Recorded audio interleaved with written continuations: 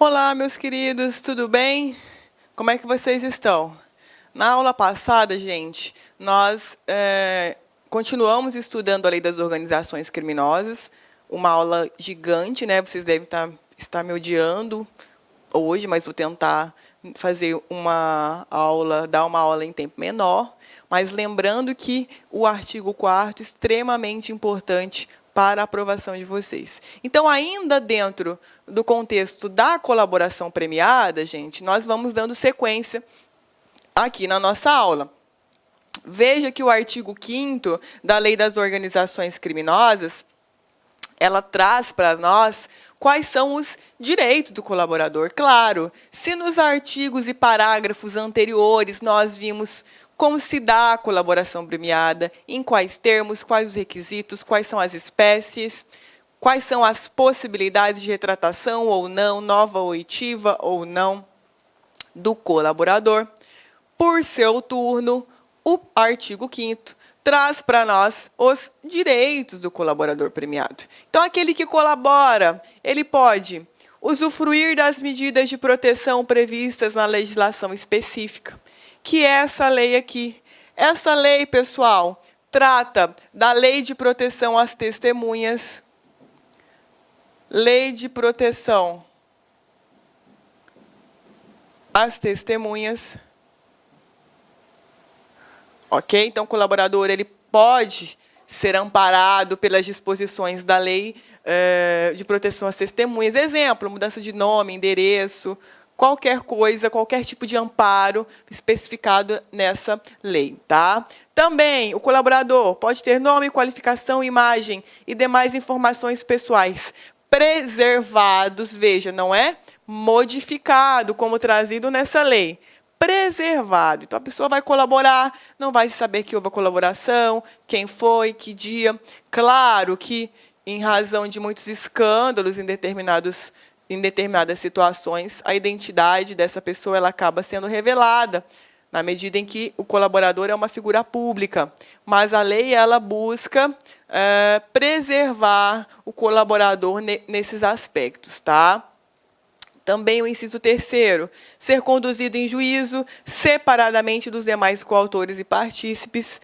Também o colaborador, ele pode participar das audiências sem contato visual com os outros acusados, tá? Sem contato visual. Palavra-chave, né? Sem contato visual. Também o colaborador, são direitos dele. O colaborador, ele não pode ter sua identificação revelada pelos meios de comunicação, nem ser fotografado ou filmado sem sua prévia autorização por escrito.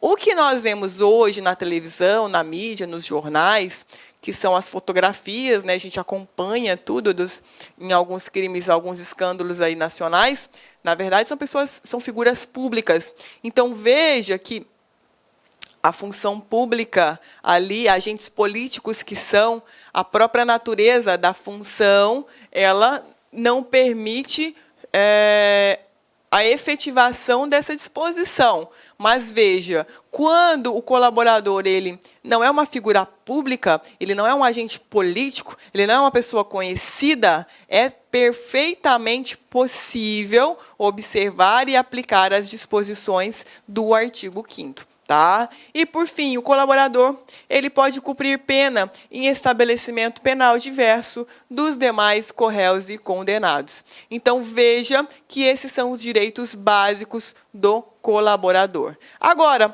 o artigo 6º, gente, ele traz para nós algumas disposições sobre o termo de colaboração, o aspecto formal do termo de colaboração, como ele deverá ser redigido. Então, veja, o termo de acordo de colaboração deverá ser feito por escrito e conter o relato da colaboração e seus possíveis resultados, as condições da proposta do Ministério Público ou do delegado de polícia, a declaração de aceitação do colaborador e de seu defensor, depois, as assinaturas do representante do Ministério Público ou do delegado de polícia, do colaborador e de seu defensor, e a especificação das medidas de proteção ao colaborador e à sua família, quando necessário. Então, veja, na aula passada nós vimos que na audiência de homologação do acordo vai ser filmado e gravado, né? A sessão, a audiência em que realizada. Lá são levadas as minutas já, prontas para serem assinadas. Então, vai haver a leitura, obedecidos todos esses aspectos que a gente acabou de ver, e aí lá os colaboradores eles vão assinar o termo, né? Ou o termo ele já vai assinado, e aí o que vai acontecer? As formalidades já estão todas obedecidas, mas é feita essa leitura porque é gravado, e aí só então, se for o caso, o juiz ele vai homologar o termo, tá? Na sequência, o artigo 7º ele vem para complementar, dizendo: o pedido de homologação do acordo ele é distribuído de maneira sigilosa, contendo apenas informações que não possam identificar o colaborador e seu objeto. Palavra-chave, né? Palavras-chave, não possam identificar. Então, a gente tem o pedido de homologação dirigido para o magistrado, vai haver a distribuição para qualquer magistrado criminal que atue na área, e as informações elas não vão identificar o colaborador e o objeto. Parágrafo 1º. As informações pormenorizadas da colaboração serão dirigidas diretamente ao juiz, a que recair a distribuição, que decidirá no prazo de 48 horas. Gente, isso daqui cai em prova bastante, então muita atenção nesse prazo. Veja, essa distribuição é levado envelopado no cartório, e lá no cartório o pessoal não sabe o que é. Sabe que é uma colaboração de alguma coisa. E isso vai ser distribuído para o magistrado. Claro, quando não houver já uma distribuição prévia com relação a determinada investigação, ou se não houver uma vara especializada. Então, veja que as pessoas do cartório não vão saber do que se trata. É isso que o caput do artigo 7º está nos indicando, ok? Então, gravem esse prazo, 48 horas. Na sequência, parágrafo 2º, o acesso dos autos será restrito ao juiz, ao Ministério Público e ao delegado de polícia, como forma de garantir o êxito das investigações, assegurando-se ao defensor, no interesse do representado, isso daqui cai muito, assegurando-se ao defensor, no interesse do representado, amplo acesso aos elementos de prova que digam respeito ao exercício do direito de defesa devidamente precedido de autorização judicial, ressalvados os referentes às diligências em andamento. Isso daqui, gente, na aula que nós tivemos sobre inquérito, foram várias aulas fracionadas, tem uma súmula vinculante que fala exatamente essa redação. Por isso eu sublinhei ela inteira. Então, quando você for estudar lá o tema de inquérito policial, você vai se recordar que também há uma reprodução dessa súmula vinculante aqui no nosso material, aqui na Lei das Organizações Criminosas, tá? Depois, o acordo de colaboração premiada deixa de ser sigiloso assim que recebida a denúncia. Observado o disposto no artigo 5º. O que nós temos no artigo 5º, gente? Os direitos do colaborador, óbvio. Então, nós vamos ter ali uma publicidade para aqueles temas que foram abordados na colaboração, respeitados os direitos do colaborador, ok? Então, pessoal, na verdade, né, esses parágrafos, esses artigos, para memorização, só leitura deles mesmo, sem nada de novo. Quando isso é cobrado em prova, cai desse jeitinho aqui, eles mudam uma palavra. Depois, na nossa aula de resolução de questões, vocês vão constatar isso que eu estou dizendo para vocês, tá? E aqui, né, nesse artigo, no artigo 7º, nós, então, encerramos as disposições sobre a colaboração premiada. Então, né, artigo 4º, imprescindível, artigo 3º, inciso 1º, artigo 5º, artigo 6º, artigo 7º e artigo 8º, tudo isso cuidando só de colaboração premiada. tá? Então, veja, pessoal, voltando lá no artigo 3º, perdoem, que a gente tem os outros meios de investigação e de obtenção de prova. Então, aí no material de vocês, vocês vão constatar o seguinte, que nós temos, né, a colaboração premiada, depois no inciso 2º, nós temos a captação ambiental de sinais eletromagnéticos ópticos ou acústicos. Essa captação ambiental do inciso 2º, meus queridos, não possui uma previsão procedimental na lei das organizações criminosas. Então, a lei das organizações criminosas, ela trouxe esse novo meio de investigação, essa nova técnica de investigação, que é a captação ambiental, mas eu não trouxe ela para vocês aqui, por quê? Porque a lei ela não trouxe o que é. Ela simplesmente inovou, mas ela não regulamentou, ok? Então, muitos, inclusive, claro que não na profundidade para o concurso de vocês, mas só para vocês entenderem, muitos delegados se utilizam de forma suplementar, né, a lei das interceptações telefônicas para poder aplicar essa captação ambiental. Mas o que vocês precisam saber dela? Somente que ela é uma novidade trazida na lei das organizações criminosas, artigo 3º, inciso 2º da lei. Tá? Também nós temos, finalmente, o inciso 3º, que trata da ação controlada, que também é chamado de flagrante prorrogado ou flagrante diferido. Então, veja que a primeira previsão que nós temos é no artigo 3º, inciso 3º da lei. O inciso 2º é essa captação ambiental, tá? Então, veja, o artigo 3º, então, ele é regulamentado pelo artigo 8º. Então, veja, consiste a ação controlada em retardar a intervenção policial ou administrativa, guardem essas palavras-chave, policial ou administrativa, relativa à ação praticada por organização criminosa ou a ela vinculada, desde que mantida sob observação e acompanhamento para que a medida legal se concretize no momento mais eficaz a formação de provas e obtenção de informações. Então, veja que a ação controlada, você vai retardar a atuação policial para que se possa tornar a investigação mais efetiva. Veja, não é assim, já vi cair assim em prova. A ação controlada, ela é realizada com o objetivo de se prender o maior número possível de pessoas. Falso. Esse não é o objetivo da ação controlada. O objetivo dela é o quê? Aguardar o momento mais eficaz para formar provas e obter informações. Não para prender pessoas, tá? Prender pessoas pode até ser uma consequência lógica, mas não é a finalidade da ação controlada. A finalidade da ação controlada é uma melhora efetiva na investigação, nas provas obtidas, por isso você vai retardar a atuação policial para que se possa obter esses elementos de prova, ok? Então, veja, por isso também é denominado de flagrante prorrogado, ou flagrante diferido ou postergado. Veja que na ação controlada não é necessário que o juiz autorize o delegado.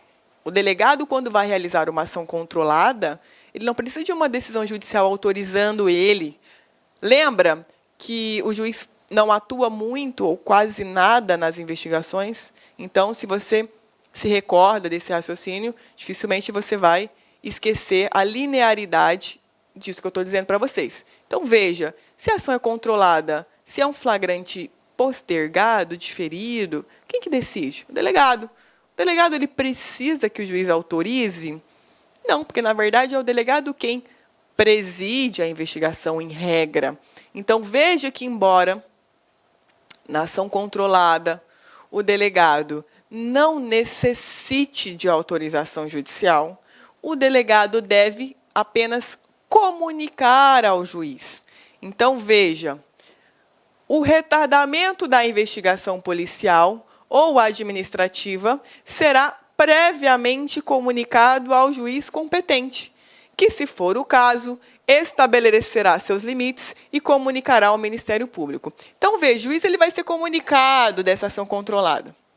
Se ele vê que outros interesses, ou a gravidade, ou algum reflexo muito relevante, se for o caso, vai dizer, olha, delegado, tudo bem, você pode retardar essa atuação aí, mas não exceda a ponto de causar tal dano, não exceda a ponto de sair uma vítima ferida. Então, veja que o juiz ele pode até delimitar algumas coisas, mas só se for um resultado muito excepcional. Mas a pegada aqui da ação controlada é o quê? Comunicação. O juiz ele não autoriza nada, ele é simplesmente comunicado. Veja, a comunicação ela é sigilosamente distribuída, de forma a não conter informações que possam indicar a operação a ser efetuada. Claro, para que não se prejudiquem as investigações policiais. Então, veja, até o encerramento da diligência, a redação do parágrafo 3º, o acesso aos autos será restrito ao juiz, Ministério Público e ao delegado de polícia, como forma de garantir o êxito das investigações. Então, vou ter uma ação controlada, o advogado vai saber? Claro que não. Isso daí é sigiloso, não está documentado ainda nos autos de inquérito policial, e só quem terá acesso, juiz, Ministério Público e delegado. Depois da diligência da ação controlada, vai ser realizado um auto circunstanciado acerca da ação controlada. Claro, sempre que meios de investigação excepcionais são utilizados, é realizado um termo circunstanciado, um auto circunstanciado, que é onde o delegado vai narrar tudo aquilo que aconteceu, porque o juiz e o promotor, eles não vão estar ali na ação controlada, eles não vão participar, mas eles vão acompanhar o desenvolver, o desenrolar dessa ação controlada. Então, eles precisam de um relatório, ok? Então, por isso nós chamamos de auto circunstanciado. Também nós temos, pessoal, ação controlada transnacional. Claro, aquela que ultrapassa o Estado brasileiro. Veja a redação do artigo 9º. Se a ação controlada envolver transposição de fronteiras, o retardamento da intervenção policial ou administrativa, guardem isso daqui, gente, somente deverá ocorrer com a cooperação das autoridades dos países que figurem como provável itinerário ou destino do investigado, de modo a reduzir os riscos de fuga e extravio do produto, objeto, instrumento ou proveito do crime. Tá? Então, eu posso ter ação controlada entre países? Posso. Se eu tenho crimes que são cometidos no contexto da organização criminosa com caráter transnacional, eu posso ter ação controlada. Então, nesse caso, além de Ministério Público, delegado, juiz, a gente tem o ente do país da transnacionalidade. É necessário que haja uma cooperação. Como, de fato, nos escândalos que nós estamos acompanhando nos noticiários, com relação a muitos políticos, lembra? Banco da Suíça fornecendo dados, Houve um caso em que se teve ação controlada transnacional, em que se esperou que o político se deslocasse até aquele país para poder sacar determinada quantia de dinheiro. O banco já sabia, porque ele tinha que informar o saque, no banco, era um grande valor, então o Banco Suíço informou o Brasil, então o Brasil acompanhou, ele retardou, porque sabia que o político ia fazer esse saque, e aí ele esperou o momento do saque para poder realizar a prisão. Então, veja que houve uma cooperação transnacional na ação controlada. Perfeitamente cabível, ok? Então, veja que, com relação à ação controlada, nós temos apenas 2 artigos, artigo 8º e artigo 9º. O que você tem que lembrar da ação controlada, gente, que cai em prova? Você vai ter que lembrar o seguinte: na ação controlada, comunicação prévia do magistrado, mas não é necessária a autorização judicial para você, na condição de delegado de polícia, retardar a atuação policial. Retardar, diferir esse flagrante. tá? Então, veja que o juiz, no máximo, na pior das hipóteses, em uma situação muito excepcional, ele vai poder estabelecer limites que não poderão ser ultrapassados, mas ele não vai poder negar, impedir a realização da ação controlada, ele é simplesmente comunicado.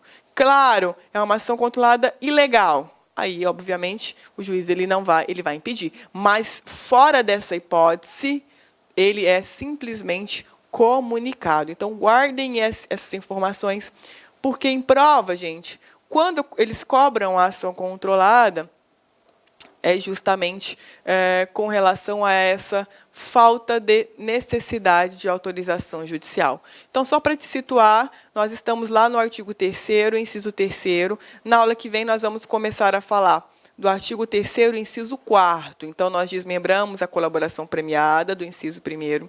O inciso 2º, que trata da captação ambiental, nós vimos que a lei ela não traz nenhuma disposição sobre as captações ambientais. Então, unicamente nós temos a possibilidade de captação ambiental de sinais eletromagnéticos, mas nós não temos o que é essa captação, como ela vai se dar, como ela vai acontecer.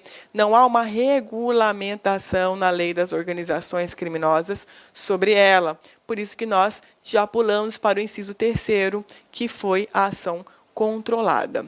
Tudo bem, gente? Pessoal, por hoje é só esse encontro, só queria tratar com vocês da ação controlada. Nas aulas seguintes, nós vamos dando aí sequência ao estudo da lei das organizações criminosas. Espero que vocês tenham gostado. A gente se vê por aqui. Até mais. Clique-claque.